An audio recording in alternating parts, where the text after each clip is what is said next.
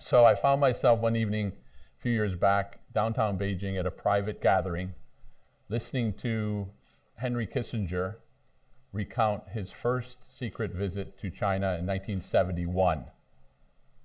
How he was transported from the old Beijing airport undercover in a red flag sedan to Zhongnanhai, the residence of Chairman Mao, and how he was brought into the initial foyer.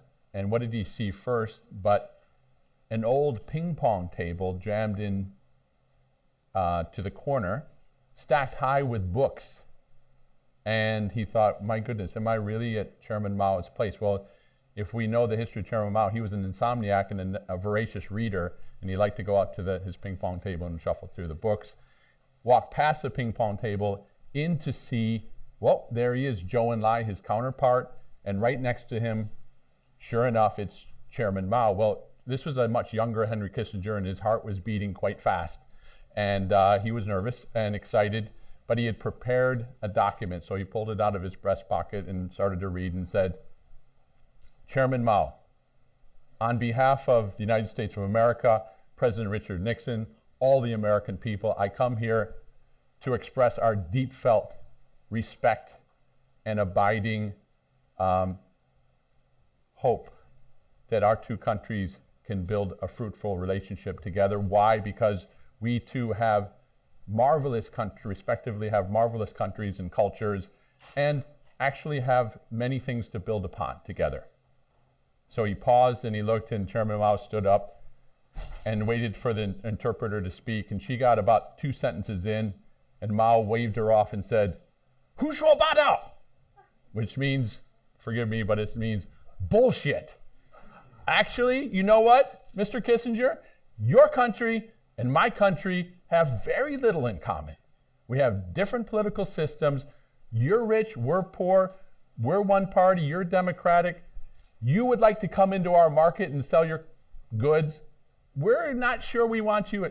Okay, so the only reason we're gathered here today, actually, Mr. Kissinger, is to find out whether or not there's even an iota, a scrap of something that we can hold on to and build together. And Kissinger took his speech back and put it in his pocket and goes, okay, I think I'm going to follow your lead there, Chairman. Well, what they did find, and we know these many years later, is that both countries have an insatiable appetite for what?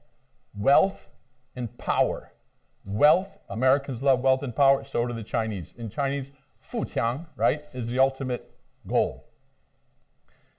That led to, over the decades to come, millions of Buicks being sold in China. It led to hundreds of millions of products from China being exported to the United States. We know all that, right? To today, if we fast forward almost 50 years later, we now come upon something called Made in China 2025.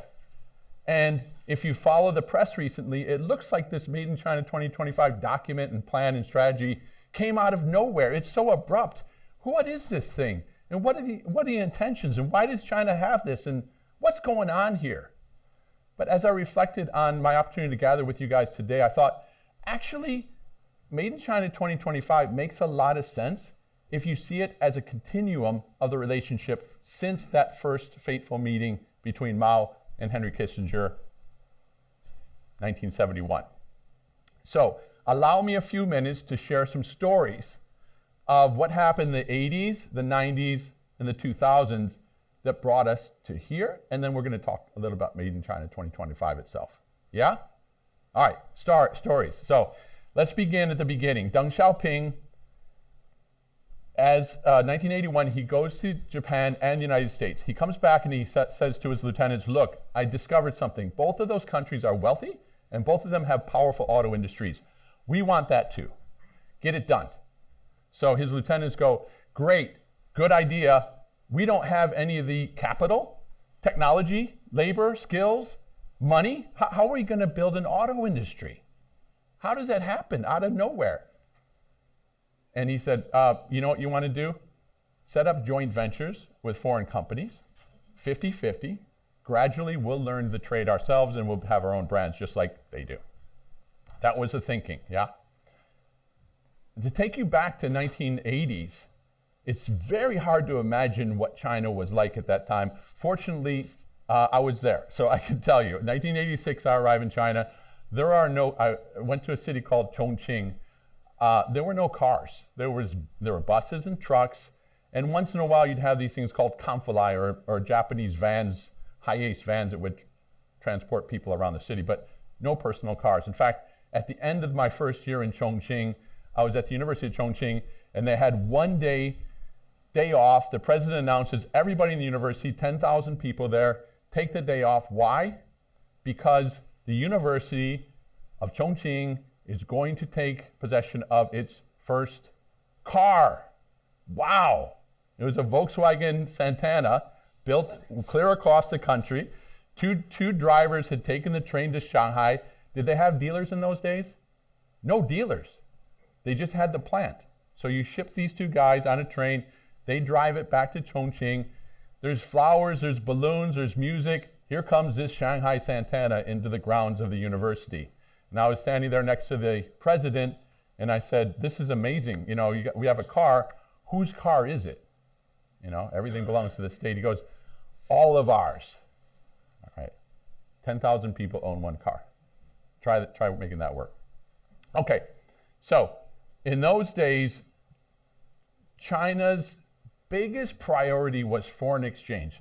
People did not have dollars in China. So the whole game during the 1980s, even into the 1990s, was let's try to get our hands on some foreign exchange. And how they did that was they went to Beijing Jeep, one of the first joint ventures, and said, all right, Chrysler, Beijing at the time was a AMC, we're going to set up this joint venture, and we're going to build it from scratch. We're going to design, engineer, develop a brand new vehicle from the ground up. You're going to help us do this.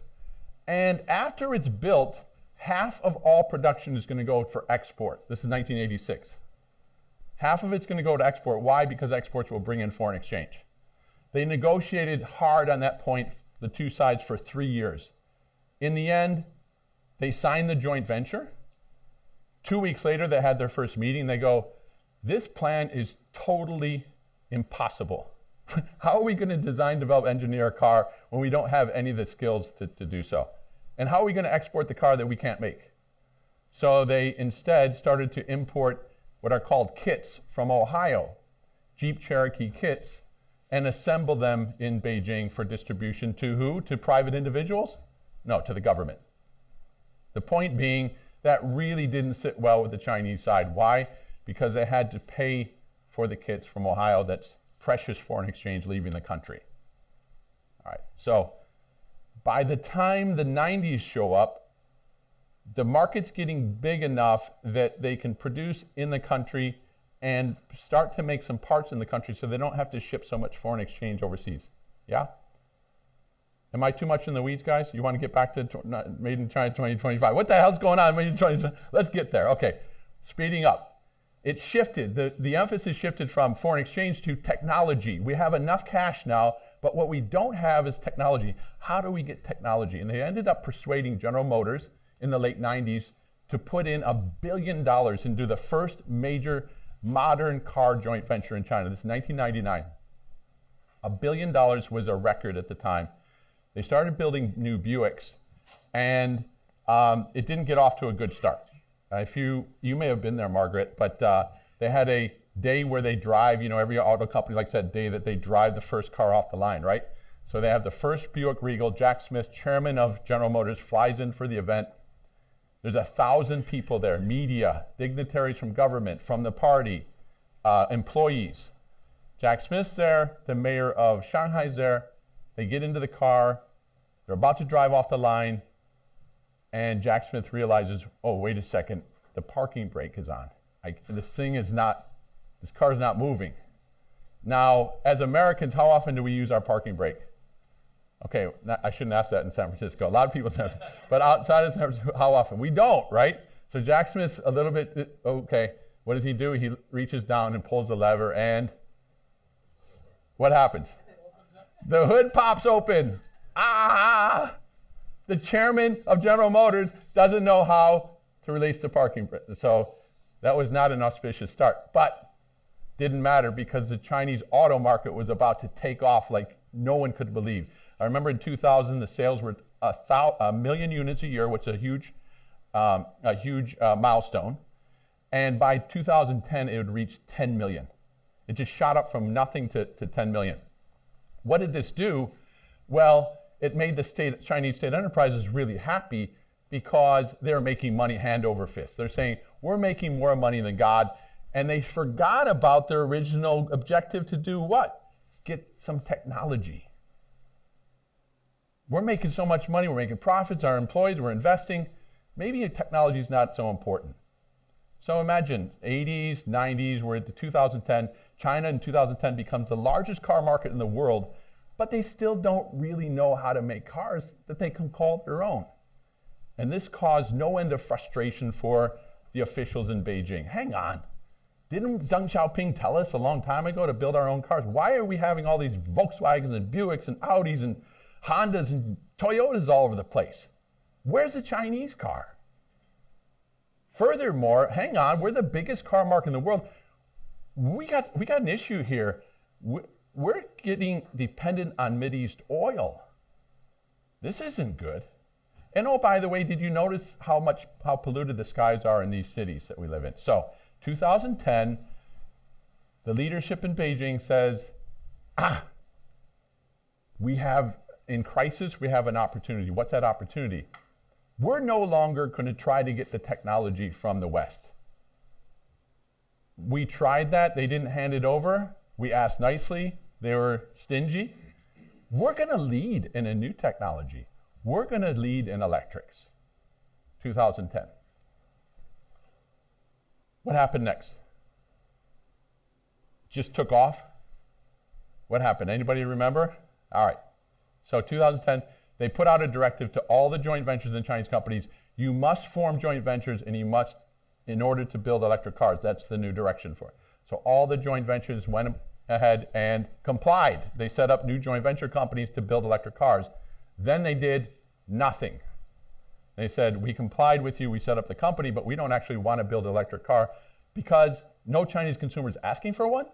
And second of all, they're expensive and we don't make money on them. So they sat on it.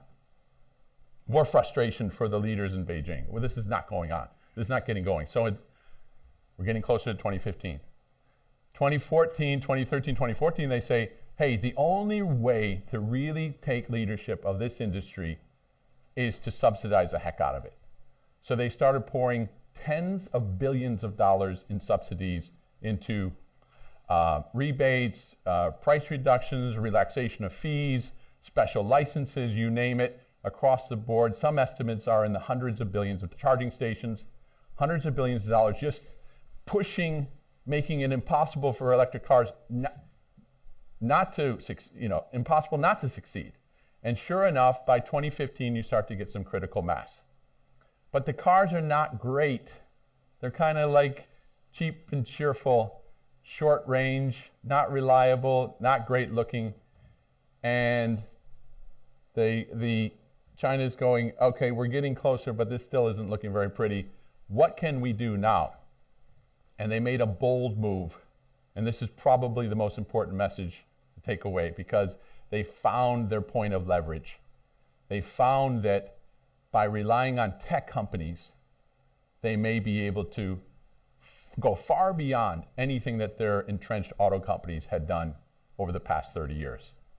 So they opened up the auto industry to the likes of new investors from the tech community, including the big guys, Tencent, Alibaba, Baidu, and others, to say, you guys seem to have it switched. You're switched on. You make money. You're fast moving. You're clever. You're globally minded. You guys get in the arena and help us build cars that we can be proud of as Chinese. Yeah, that was 2015 timeframe. In the meantime, a company called NIO. Has anybody here heard of NIO? Yeah. NIO founded in 2014. 2014 kind of has the same idea. Hey, we can build a world-class electric vehicle. And oh, by the way, look at this. We have the support of the Chinese government for the first time. All right? So China, by 2015, is looking at the future and saying, not only can we see an opportunity to leapfrog the West, but we can also see the opportunity to draw on very capable people in our tech sector to lead that leapfrog, not our auto companies, okay? Any questions so far? All of this looks super familiar.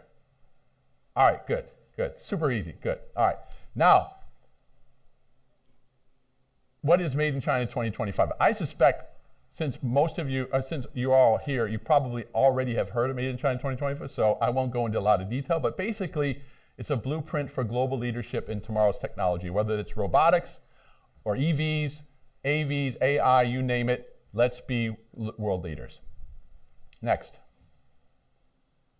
And an excellent illustration of a very early product from this mission is the NIO ES8. I mean, think about it. What other company in the history of the automobile was formed and 3 years later could produce such a sophisticated car? EV, connected, and with autonomous. You guys have L2 autonomous capabilities? ADAS. Yeah, ADAS. Level 2 ADAS means assisted driving, advanced assisting driving. And then the cutest thing, of course, is Know Me. If you saw the 60-minute show, and if you get in the car, it's really amazing. You speak Chinese to Know Me, and you say, Know Me, ni hao, and you hear, hey, ni hao, you know, hey, Know Me, ni hao, and it's right there, it's happening. So the last time I was behind the wheel of an ES8, I talked to Know Me, and I said, open the sunroof. Sunroof opens. Turn the air on. Okay, this is, wait a second. This isn't Tesla. Wait, it's very much like the Tesla I drive. All right, next slide. Now, at the same time that China's building really impressive electric autonomous cars, it's also getting extremely sophisticated about collecting data.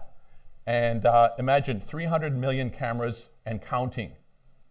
If you've been to China recently, you can't help but notice there's cameras everywhere.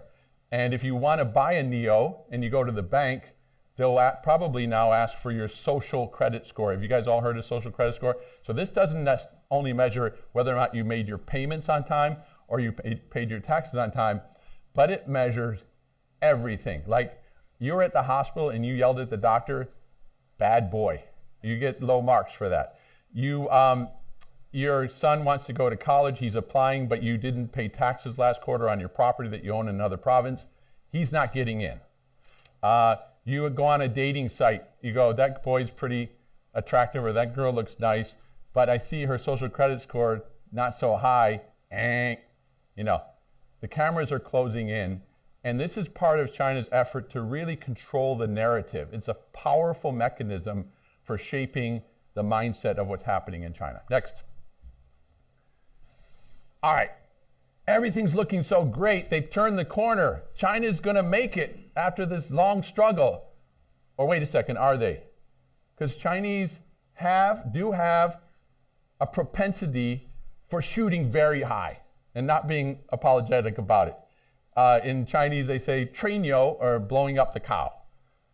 Okay, we can just say anything, we're going to do it. So we know from the Great Leap Forward, Mao Zedong said we'll surpass the United States and England in steel production within 5 years.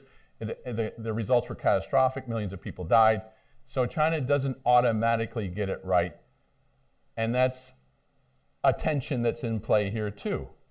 Barry Naughton from UCSD calls it a great gamble. Can they actually do all these things and be global leaders just like that? Next.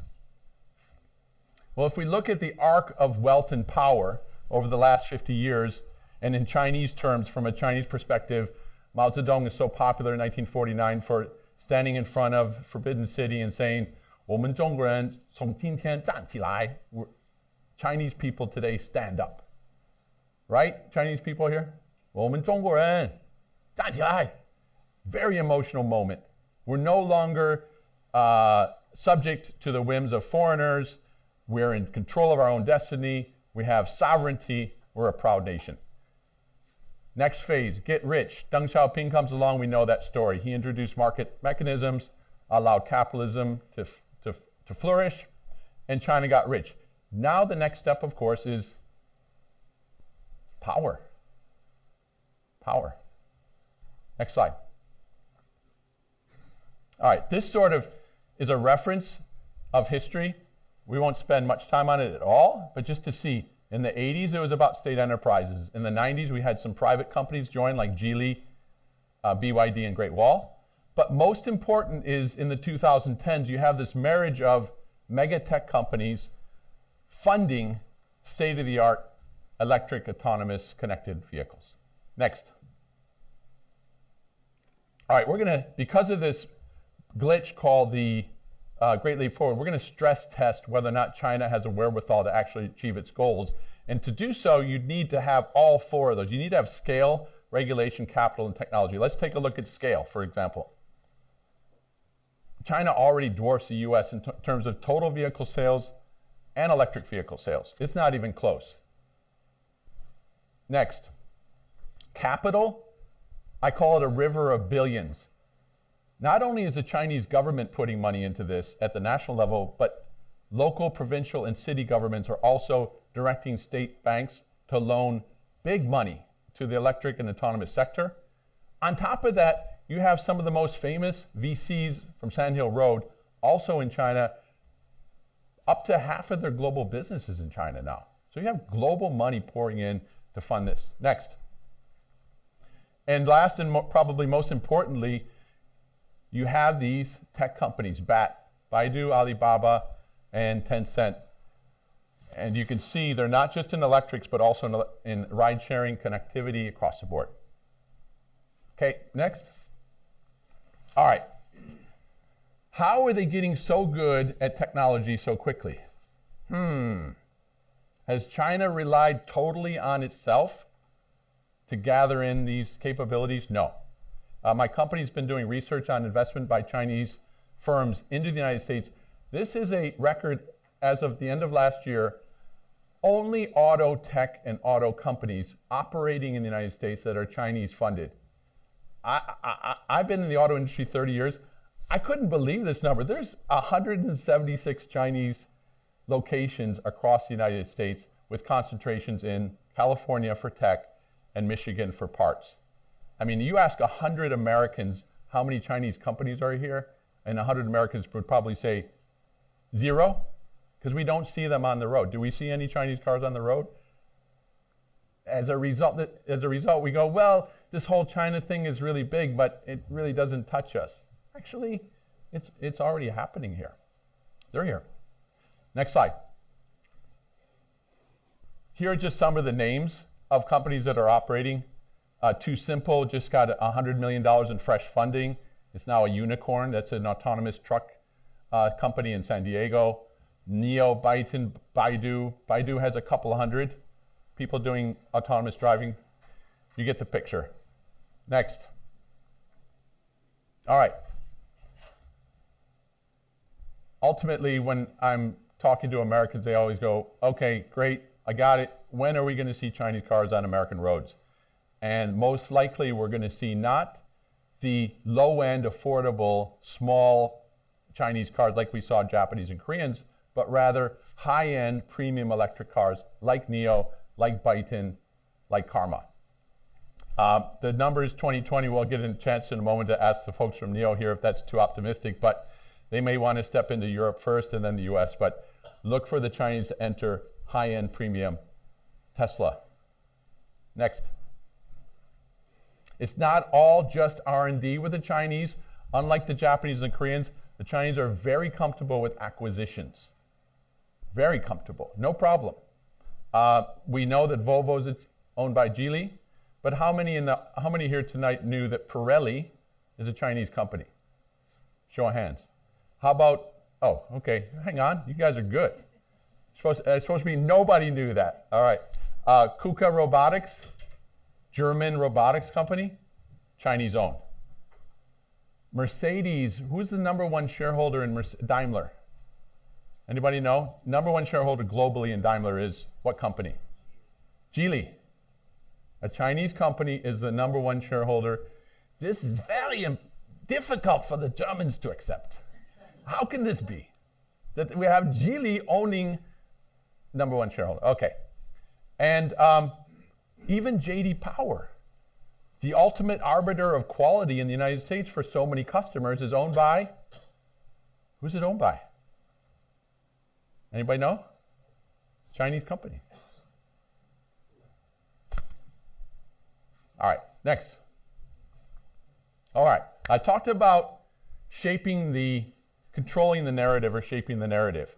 So while China's pushing forward to dominate in technology, they also need to make sure that the people are in step with them, are in support of this initiative.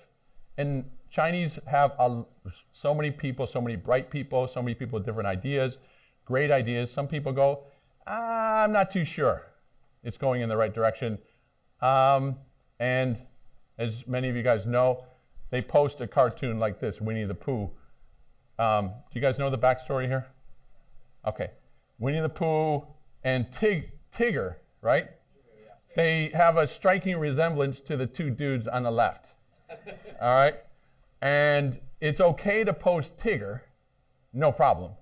But if you post Winnie the Pooh on social media in China, it gets deleted or banned or knocked out one way or another. Okay? Very tight control of the message. But you have to feed people some message, right? So what do we feed them? Next. The single most popular app in China this year is one that's called Study She, Strengthen the Nation. Since it was created last month, 41 million downloads. It's mandatory for party members and for state enterprise executives to download this app. And oh, by the way, if you are really interactive with the app, you get special awards, and we've seen these already. You get a really nice looking Chinese dictionary or even movie tickets. So they're monitoring the extent to which people are not only downloading the app, but also interacting with the app. How is this relevant to the big picture? China's making that big gamble, great gamble, to go from catching up with to leading. In order to get that done, they need to make sure they enjoy the total unwavering support of the people. And that's what brings us here today. And that's the backdrop for the discussions between the United States and China about how the two countries should get along. We know what Mao said. We know we've found a way to get beyond what Mao said. What should we do next? So with that, I'd like to pause and open it up for questions. Thank you.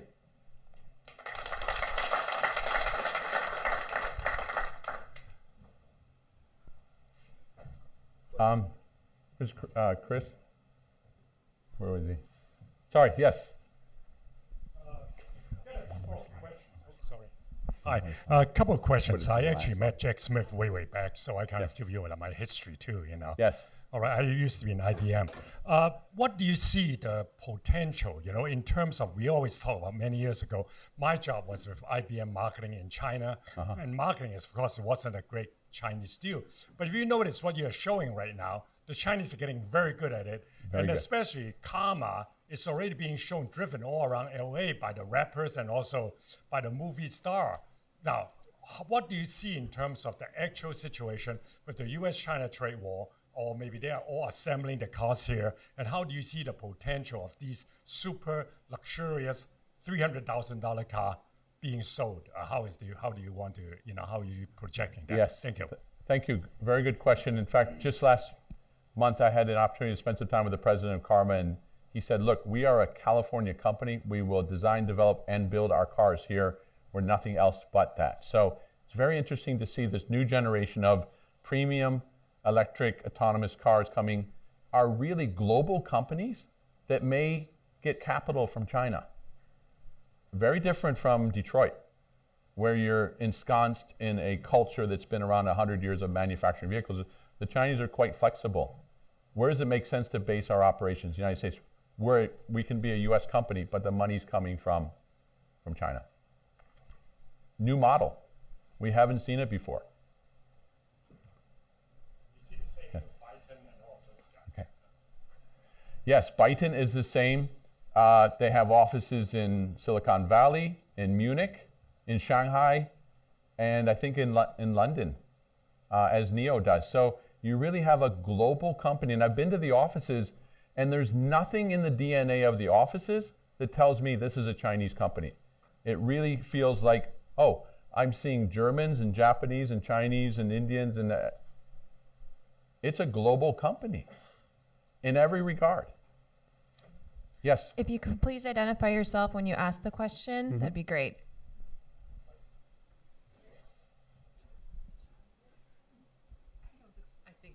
Hi, my name is Michelle Quinn. I'm a reporter with Voice of America. And it's so great to hear your history. I really appreciate it. You're in Silicon Valley, and Silicon Valley is a little bit under siege because the U.S. government has increased review of any Chinese investment or any foreign investment in AI, robotics, and what's considered sensitive technologies. So Chinese money has stopped coming into Silicon Valley startups because of this. People think, hey, if you get Chinese money, you're a startup, then you won't be able to get a deal with the government. And I've been talking to a lot of people about this, including Stanley. And so I guess what I wanted to know is this coming down to the automaker or the auto companies? You talked about a lot of Chinese-backed companies here or Chinese companies here.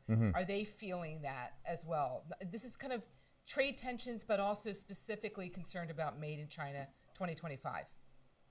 Right. So, yes, no question. You've seen the investment numbers just go from sky high in 2016, 2017 dropped, 2018 almost went to nothing.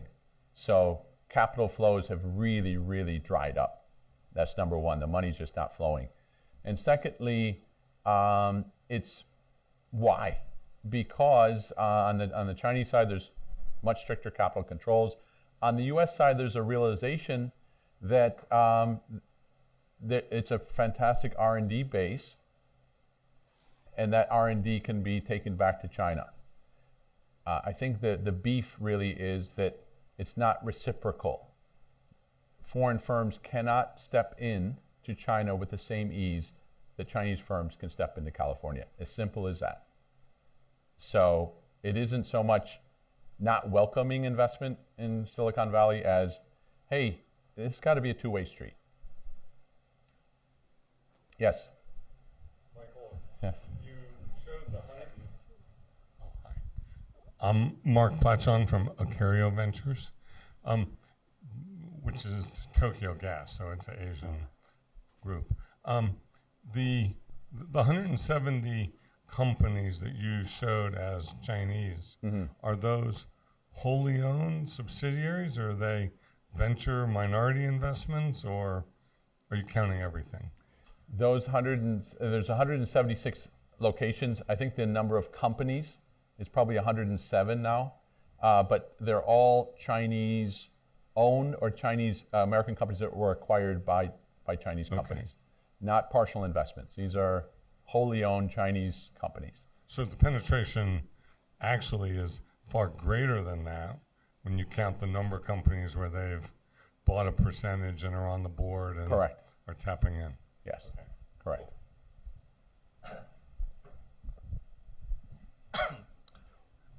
Hi, Michael. I enjoy your presentation. Thank you. I was in China back in '79 and started up a JV on thermostats with the second auto. Oh, second auto. But the question I have is, you show the three latest electric vehicle that you think that China will introduce here. I wonder how that's going to happen, because given the environment, how hard we are suppressing Huawei and making it virtually impossible to be established here because of their much more powerful technology than we have. How are the Chinese vehicles going to be allowed to introduce to the U.S.? A couple of things will make a difference. I feel that if they invest in the United States and create jobs here and produce their vehicles here, that's one hurdle that's cleared. We're bringing our money, we're investing, we're training, we're creating jobs. Okay, that's inconsistent with, everyone would like that. Then the second dimension is whether or not they have access to issues related to national security. I don't think cars would be a threat in that regard in the same way that Huawei would. So I think that the path to market for the Chinese is invest and build in the United States. And if China goes, hey, why can't we just export? Well, all you have to do is look in the mirror, because in China, 99% of vehicles sold in China last year were built in China last year. That's phenomenal. The largest market in the world has 99% of its products built locally. US, by comparison, is about 60% built in the United States, 40% imported. Yes?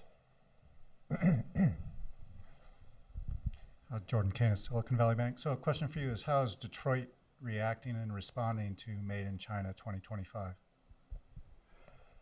Detroit had such a terrific run in China from 2000 to 2015, making billions of dollars. That's General Motors and Ford, Chrysler not so much, that the pivot and the changes in the marketplace and the slowing market and the difficulties they're facing are so new and so abrupt that they don't know which problem to fix first.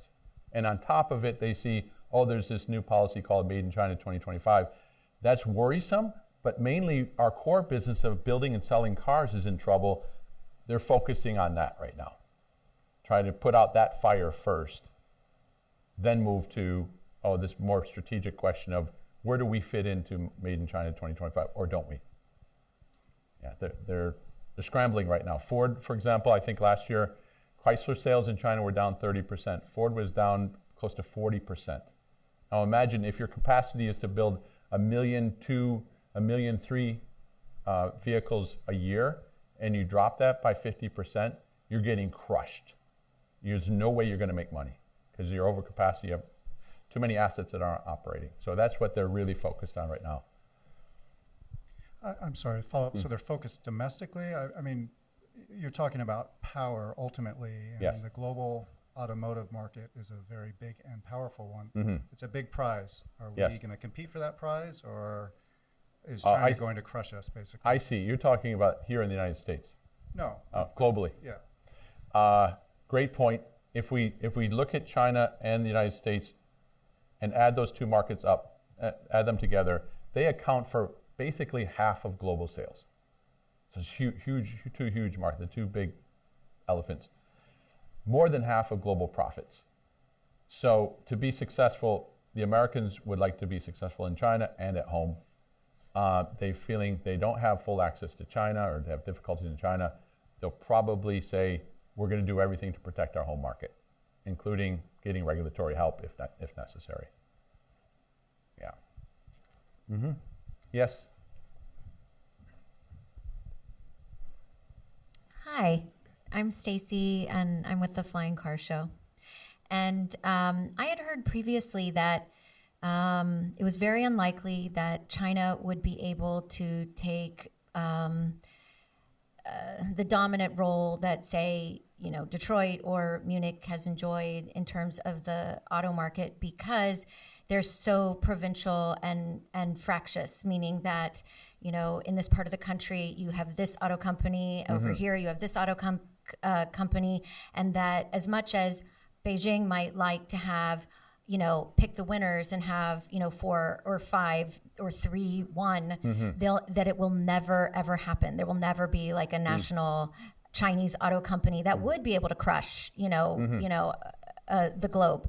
That it just won't happen because no local area will allow that. Is that the case, or do you see things changing and that they might have more of a role? And if so, when? That's been accurate, highly accurate for most of the history of the auto industry. You have these provincial rivalries between Beijing and Guangzhou and Shanghai, and it's been a point of frustration for the government because they are not getting their act together. They're provincial, they're protected, and they're not cooperating. And the state enterprises don't have incentives to build their own cars because they can make more money building the the products of the joint venture partners. So that's been true up until now. What's changed is you have, for the first time, companies like NIO, Byton, XPeng, and others that are pure tech, very smart people, privately owned, moving very fast with ambition. So think Tesla, yeah, in terms of culture.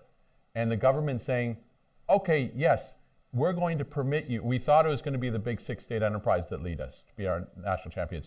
They're not getting the job done. So you guys come on in and do as much as you can. And oh, by the way, when it makes sense for you to partner with one of the state enterprises, let's do that too.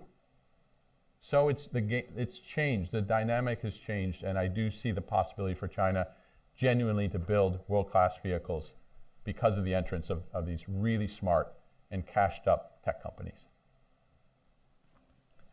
Yes?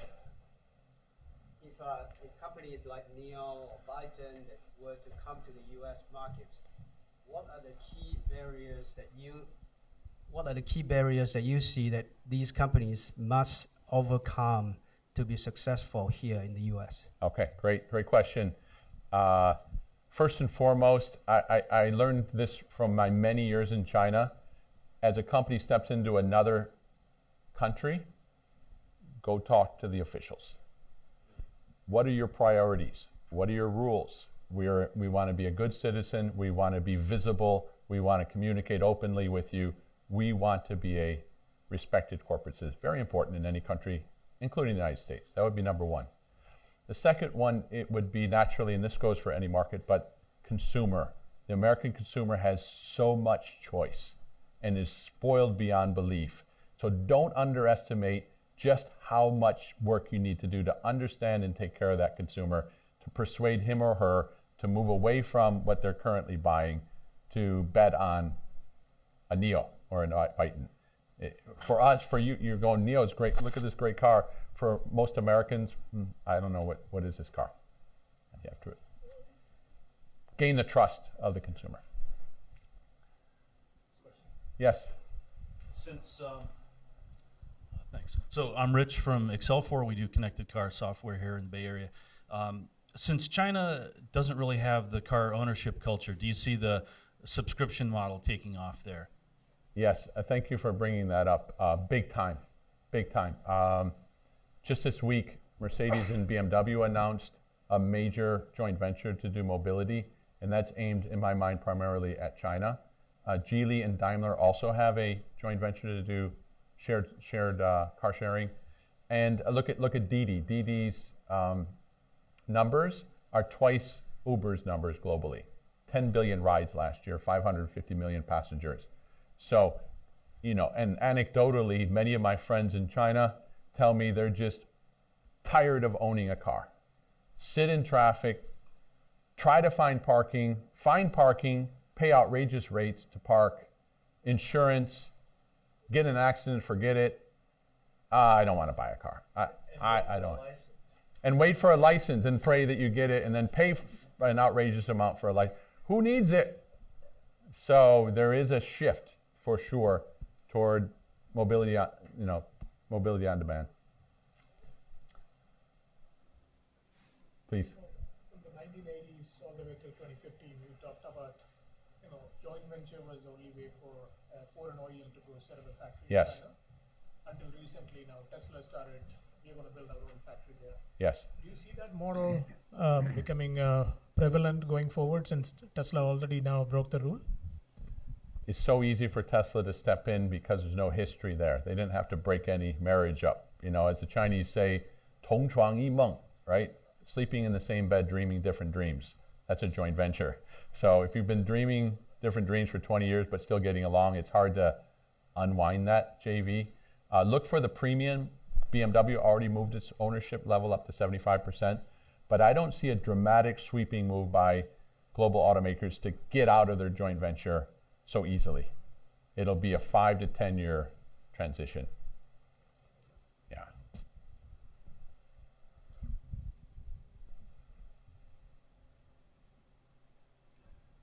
I have a question for you.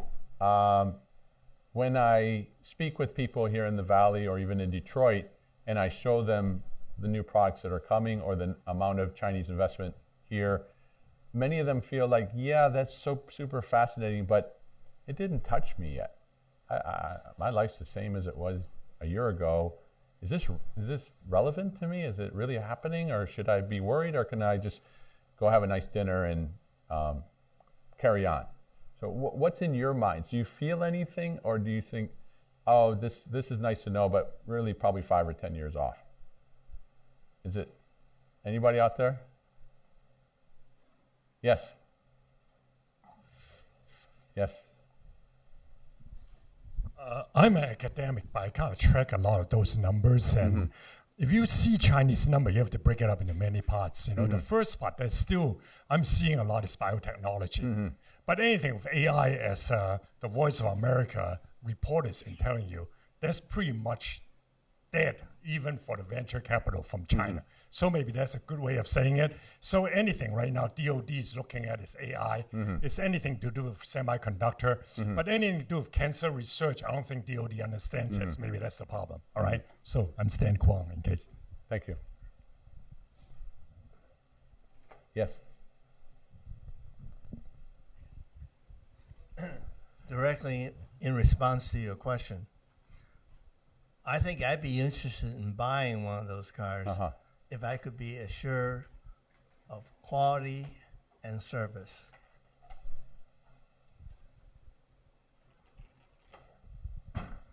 I guess I'm old enough to remember when Toyota and Honda and Nissan started into the United States in 73-ish. And lots of people were joking about those import cars, you know, they'll never get traction. And then, you know, a couple decades later, Kia and Hyundai came in and they had to have a 10-year warranty to penetrate the market. But they did, big time. I think, and now these cars that are coming in aren't small, incompetent little cars. They're actually impressive.